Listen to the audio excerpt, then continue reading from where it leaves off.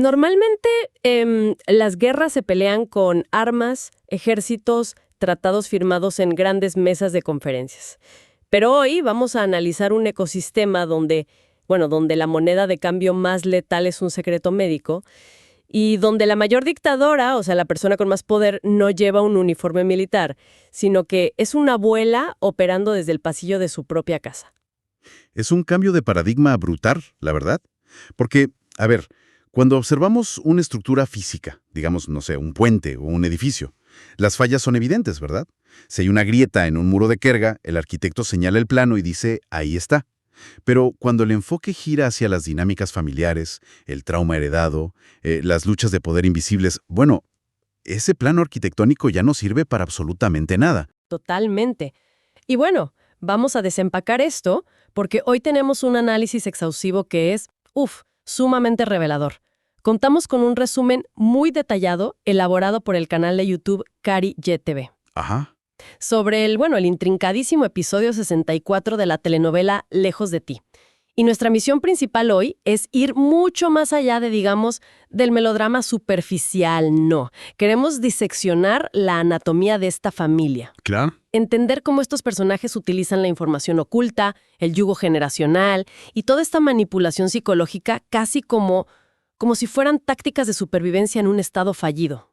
Es todo un entramado de lealtades rotas que funciona con unas reglas muy, pero muy específicas. Y establecer estas bases analíticas desde el primer minuto es crítico, porque lo que a simple vista podría catalogarse como un drama de enredos románticos o las típicas peleas por herencias, es en realidad un estudio de caso increíblemente sofisticado sobre la fragilidad del poder y sobre todo la ilusión del control absoluto. Sí. O sea, todos en esta mansión creen estar moviendo los hilos de su propio destino.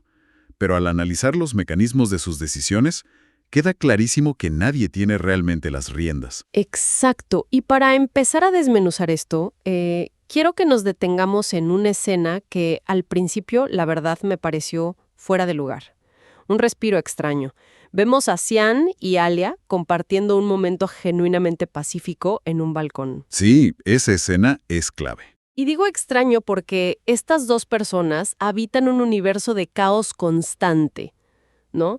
Siempre parecen estar, al borde del colapso nervioso. Pero aquí están, tranquilos.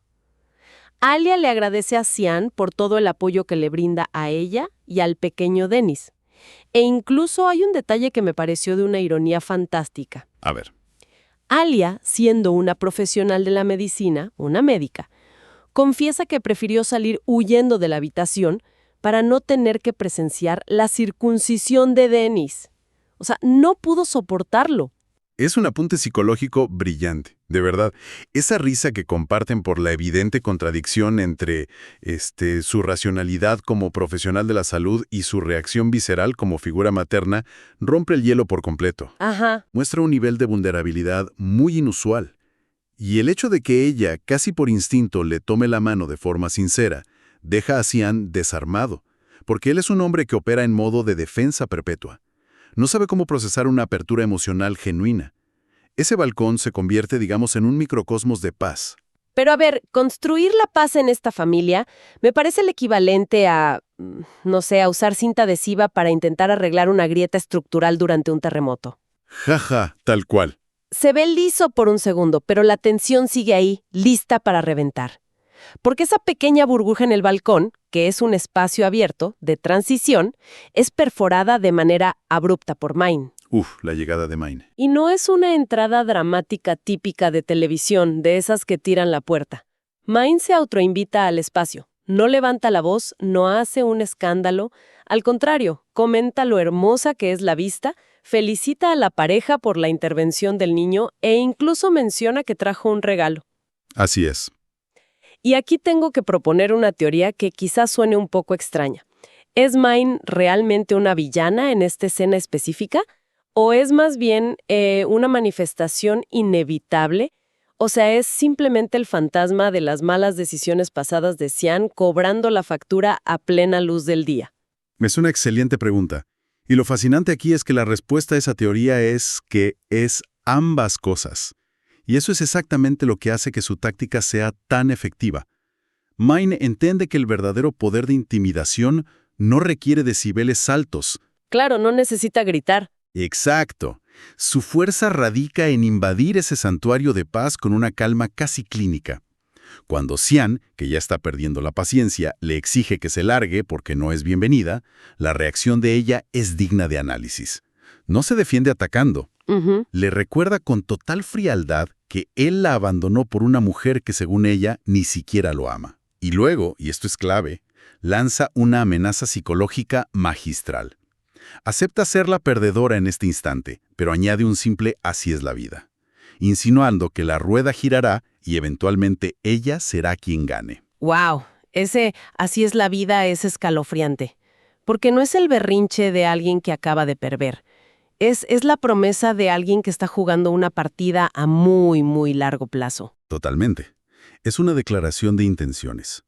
Y el impacto de esas palabras demuestra que la paz entre Xian y Alia es puramente cosmética. Una sola oración de Mine, pronunciada sin alzar la voz para nada, es suficiente para desmoronar el ambiente por completo. Sí. Xian queda paralizado, atrapado en su propia culpa y miedo. Y esta intrusión silenciosa, ahí a la vista de todos, es solo la punta del iceberg de cómo opera Mine, porque su verdadera estrategia no está en lo que dice en el balcón, sino en lo que calla. Y aquí es donde se pone realmente interesante.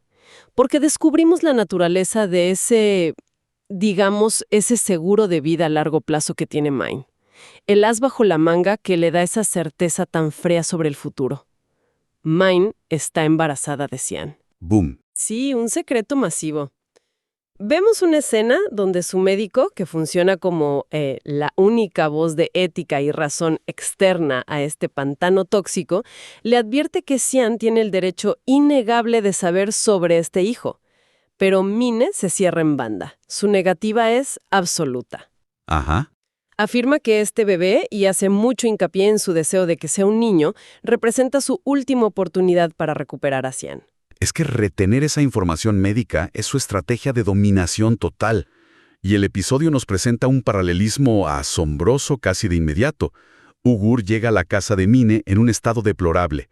Está desesperado y sangrando profusamente por una herida de bala. ¿Y quién le disparó? Pues el mismísimo Xian. Un Xian que está en modo cazador absoluto. O sea, removiendo cielo y tierra usando armas de fuego porque lo quiere muerto a toda costa. Y de pronto, el guión encierra en una misma habitación a dos personajes que están guardando los secretos más explosivos de toda la historia. Es una bomba de tiempo. Totalmente. Ugur, que está ahí herido, le propone un trato comercial a Mine. Le pide que financie su huida al extranjero. Dice que necesita esconderse en un camión hacia la frontera y el chofer exige una suma de dinero exorbitante. Una suma que Ugur está dispuesto a asumir siempre y cuando Mine le adelante los fondos. El clásico quid pro quo. Exacto. Y a cambio de esta salvación logística, Ugur revela que la furia asesina de Xian, el motivo por el que lo persigue, se debe a unas llaves del hospital que Ugur posee. La oferta es muy clara. Sácame del país sano y salvo y te diré exactamente qué puertas abren esas llaves. Y este momento ilustra perfectamente un concepto económico y sociológico conocido como asimetría de la información. A ver, explícanos eso. Pues Ugur no tiene armas físicas para defenderse de Xian, pero posee algo mucho más valioso: datos. Y Maineu, en lugar de llamar a una ambulancia o a la policía al ver a un hombre desangrándose en su sala, entra en este juego de trueque. Es que me da la impresión de que estos personajes operan en una especie de bolsa de valores emocional. Me encanta ese término. Y en este mercado específico, la moneda de curso legal, lo que realmente genera dividendos no es el dinero en el banco ni los títulos de propiedad. La moneda es la información clasificada. Así es. ¿Cómo funciona? Mine está reteniendo el secreto de su embarazo. Lo está tratando como una inversión a futuro. Espera que el mercado de las emociones de Xian sea el adecuado para lanzar esa información y maximizar su retorno. ¿Qué es recuperarlo? Claro, comprar barato y vender caro. Exacto. Ugur, por su parte, usa las llaves del hospital como una póliza de seguro, o casi como una venta en corto. No le entrega la mercancía a Mine de inmediato. Promete el secreto solo cuando el riesgo de muerte haya desaparecido. Es una analogía sumamente precisa. Y si conectamos esta bolsa de valores emocional con el panorama general de lo que hace Xian, surge una conclusión muy reveladora. ¿Cuál? Xian persigue a Ugur a punta de pistola creyendo que la violencia física es el idioma del poder. Pero la realidad le demuestra lo contrario. El verdadero peligro para un hombre en la posición de Xian no son los cañones de sus enemigos, sino lo que esa gente sabe sobre él. Uf, sí. Xian está devaluando su propio poder al recurrir a la fuerza bruta, mientras que Mine y Ugur están acumulando activos de altísimo valor. Mientras Ugur mantenga el secreto de las cerraduras del hospital, tiene un escudo protector invisible. Y mientras Mine oculte la existencia de ese futuro heredero, es dueña absoluta de la narrativa que está por venir. Es una verdadera guerra fría de chantajes. Pero oye, esto me lleva a otra reflexión. Mientras esta generación, o sea, la de Mine, Xian y Ugur, pelea escondiendo cartas, encriptando información y haciendo todos estos movimientos pasivo-agresivos, hay otra fuerza dentro de esta misma familia que no entiende de sutilezas para nada. Te refieres a Sadakat, por supuesto. Me refiero a la matriarca, Sadakat. Ella no invierte en secretos. Ella ejerce su autoridad mediante una tiranía frontal casi calcada de una monarquía absolutista. Representa un choque tectónico entre dos metodologías de gobernanza totalmente distintas. Y la tensión entre estos dos sistemas explota, fíjate, durante el evento que debería haber sido el más alegre de todo el episodio. La celebración del pequeño Dennis. Exactamente. Hablemos de esa dinámica. Dennis se está recuperando de la intervención médica y está ahí en su cama, rodeado de cajas de regalos. Su tío Kaya se acerca y le entrega un reloj que tiene un peso simbólico enorme. Xian aprovecha el momento para darle un discurso de iniciación diciéndole que a partir de hoy es un hombre fuerte. Fico interviene prometiendo que desde ahora todo en la casa cambiará para bien. O sea, todos parecen hacer un esfuerzo sobrehumano por convencer al niño y probablemente convencerse a sí mismos de que existe una red de seguridad y de estabilidad familiar. Una fachada, básicamente. Sí, puro teatro. Pero entonces entra el fotógrafo para capturar el momento, y Sadakat, en un acto de puro desdén calculado, se niega rotundamente a participar en la foto familiar. Y en un segundo, literal en un segundo, la ilusión de estabilidad se hace pedazos. Es que el rechazo de Sadakat a posar para la cámara no es un simple capricho de alguien que amaneció de mal humor. En la sociología de esta familia, es un mensaje político devastador. ¿Cómo lo interpretas? Al negarse a estar en el encuadre, Sadakat está dictaminando, y cito, «Yo no reconozco esta configuración familiar como legítima». Está retirando públicamente su sanción matriarcal. Le recuerda a Xian que él puede dar todos los discursos sobre fortaleza que quiera, pero la validación final del linaje, el sello de aprobación, lo otorga ella y nadie más. Y vaya que las repercusiones de este estilo de dictadura escalan casi de inmediato. Paralelamente está el conflicto de Nare, la hermana. Sahin la llama por teléfono, presionado, perdiendo la paciencia por verla. Sí, la trama de los amantes separados. Exacto.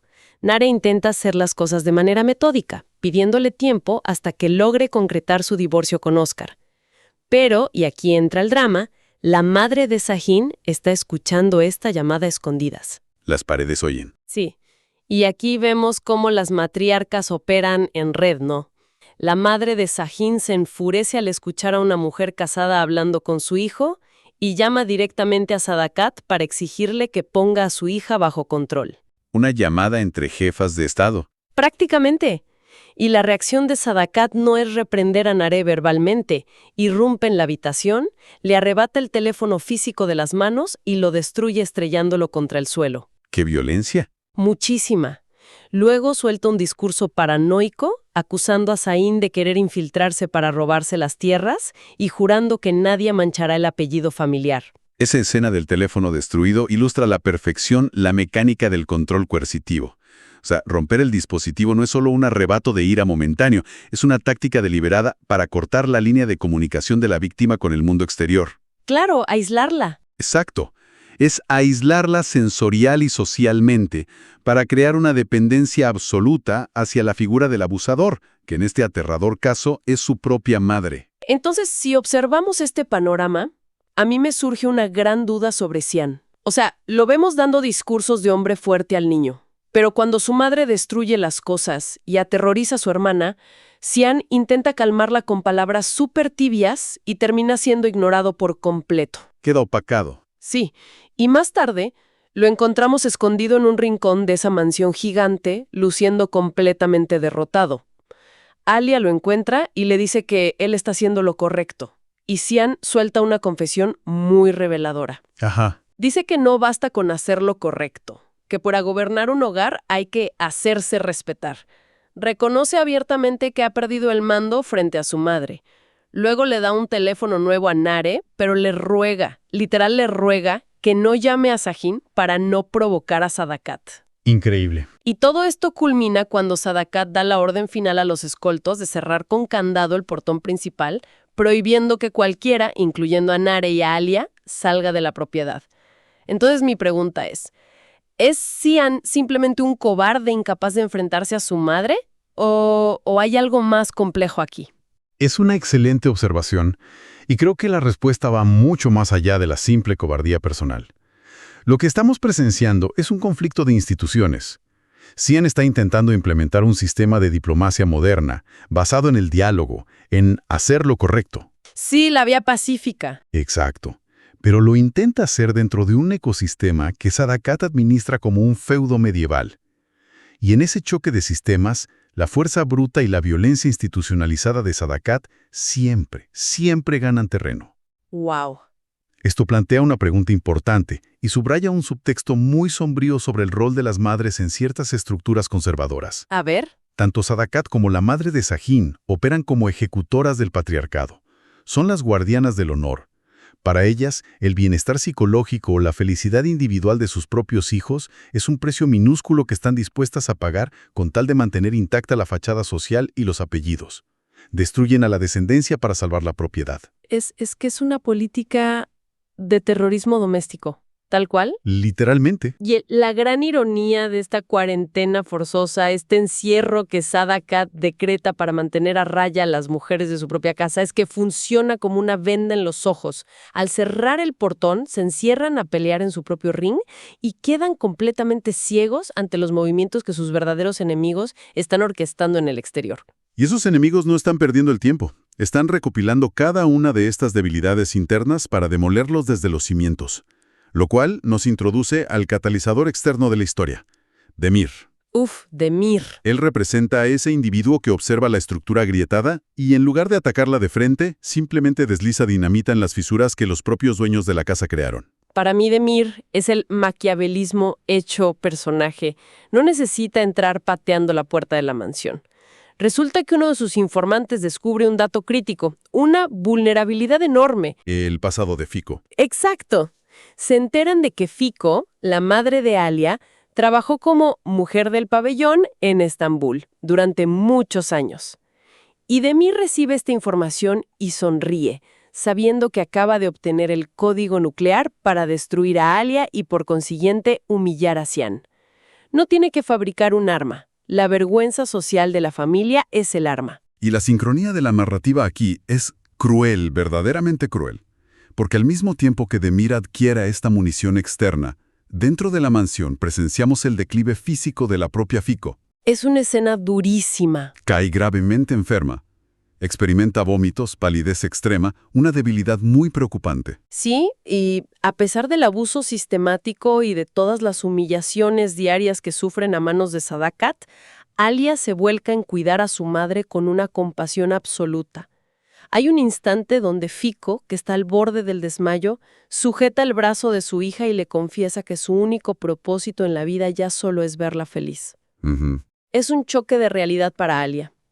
Pero, ¿qué hace Cian ante esta urgencia médica?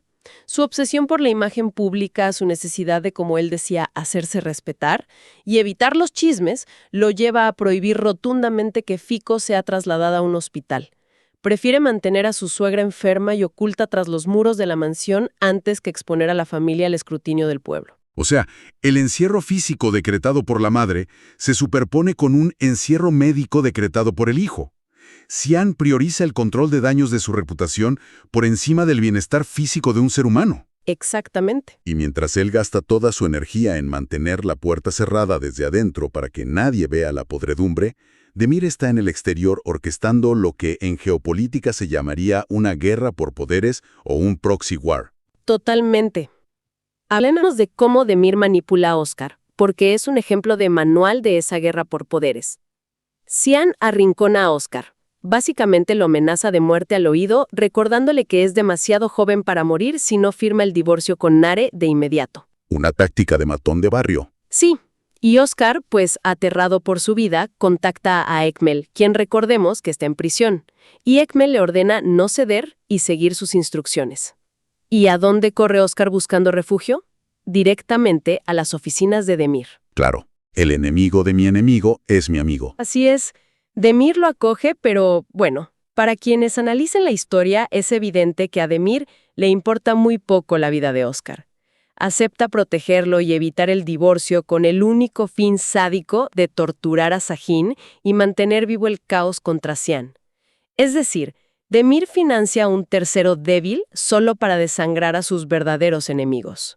Es una triangulación impecable. Demir se posiciona como el salvador, alterando por completo el balance de poder sin siquiera rozar a los protagonistas. Como decíamos antes, es el comportamiento de un jugador de ajedrez perverso. Nunca, pero nunca toca las piezas enemigas directamente con sus manos. Simplemente altera el tablero. Pone un obstáculo aquí, un incentivo falso allá, y deja que la inercia haga que las piezas contrarias choquen y se hagan pedazos entre ellas. Y el efecto dominó es inmediato. Al instante. Serene, la hermana de Sagin, escucha accidentalmente esta alianza entre Demir y Oscar. Presa del pánico, llama a Nare para advertirle que Sagin camina directo hacia una trampa. Nare, desesperada, intenta salir de la mansión para detener la tragedia, pero adivina qué, choca de frente con la pared que construyó su propia madre. Sadakat hizo encierro. Exacto, Sadakat le impide salir. Entonces, atrapada por este dictamen familiar, Nare no tiene más remedio que llamar a Kaya y pedirle que intercepte a Sagin antes de que llegue a la casa de Demir. O sea, la parálisis interna genera un caos externo masivo. Y toda esta olla de presión, esta tensión acumulada entre las pretensiones de Siam y la manipulación invisible de Demir, finalmente explota a la vista del público, en el peor escenario posible. El evento comunitario. El esfuerzo máximo de Cian por proyectar una imagen de líder benevolente, civilizado, caritativo, en total control de su territorio. Y en medio de los niños y de las cajas de colores llenas de regalos, aparece Facey. Uno de los escoltas de Demir. El mismo. Facey no saca un arma, no amenaza verbalmente a nadie, simplemente se queda ahí parado. Su sola presencia es el detonante. Y Cian, el mismo hombre que le daba discursos a su sobrino sobre la fortaleza y el control, pierde la cabeza por completo. Se descontrola. Frente a la comunidad, frente a los niños y los juguetes, derriba a Facey a golpes en el suelo. Y escuchen esto, le saca una pistola. Y la cámara hace un movimiento magistral y nos muestra, a la distancia prudente, a Demir, observando la escena, sonriendo con una satisfacción inmensa al ver cómo Cian destruye su propia reputación sin que él haya tenido que mover un solo dedo. ¡Wow! Es que eso nos obliga a reflexionar sobre la verdadera naturaleza de la autoridad y la fortaleza. Cian reacciona desde una posición que, en sociología a veces se denomina ansiedad de estatus. Correcto.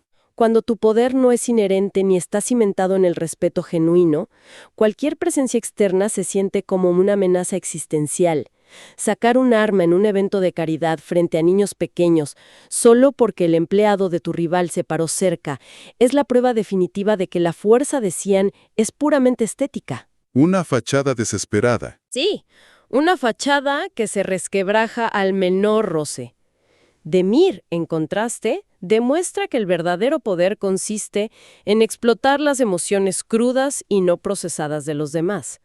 Explota el pasado de Fico, la desesperación de Oscar, la ira incontrolable de Cian. Y esto subraya una constante en los conflictos, ¿no?